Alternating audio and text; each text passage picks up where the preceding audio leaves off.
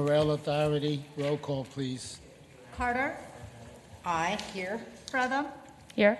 Modis Castillo, Aye. McDonough, Aye. Or here. McGuire, Here. Reinhardt, Here. and Ortega. Aye. I'll entertain a motion on the agenda September 27th, 2022. So moved. Second. Hearing no discussion, roll call. Reinhardt, Aye. Carter, Aye. Fretham, Aye. Modis Castillo, Aye. McDonough, Aye. McGuire, Aye. and Ortega. Aye. I'll entertain a motion on the minutes of July 19th, 2022. So moved. Second. Hearing no discussion, roll call. Reinhardt, Aye. Carter, Aye. Fretham, Aye. Modis Castillo, Aye. McDonough, Aye. McGuire, Aye. and Ortega. Aye. Item number 3, certification of the maximum tax levy for the Ramsey County Regional Rail Authority. So Move moved. approval. Hearing no discussion, roll call. Reinhardt, Aye. Carter, Aye. Fretham, Aye. Modis Castillo, Aye. McDonough, Aye. McGuire, Aye. and Ortega. Aye. Mr. Chair, well, first of all, on the levy, I already said my comments about that, Regional Rail Authority in the last one. But as far as a corridor update, things are moving very well with the purple line.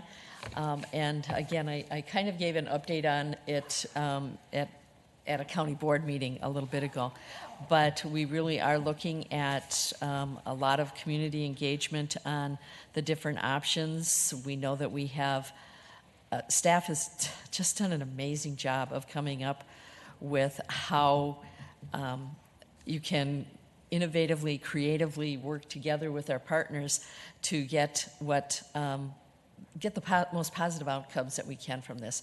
And so there are 4 different options that will get us in alignment with the FTA and moving forward with this.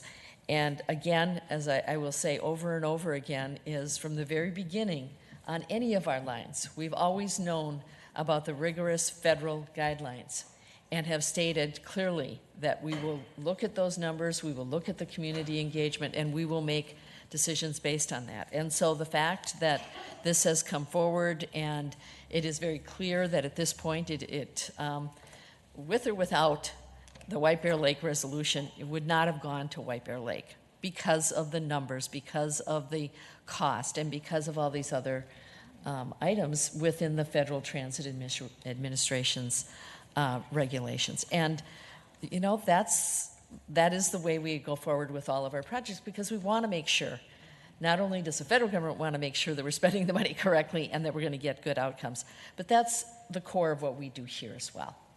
We want to make sure that we are equitably trying to get to where we need to be in the most cost-effective way, knowing that there's always going to be growth and things that will come in the future, but we do what we need to do for today, for the environment, for our people, for the businesses, all of the different impacts that any of our transit lines have.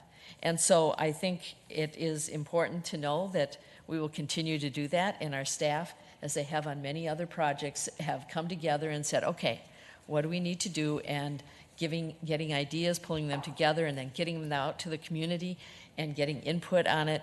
I'm just very impressed with our staff. Thank you. Jim. So, Mr. Chair, I wanted to say a few more comments on what Commissioner Reinhardt brought up at the HRA Authority. I'll steal a couple minutes here from our workshop because I think it's actually important. Ryan mentioned it earlier in his conversation about One Ramsey County.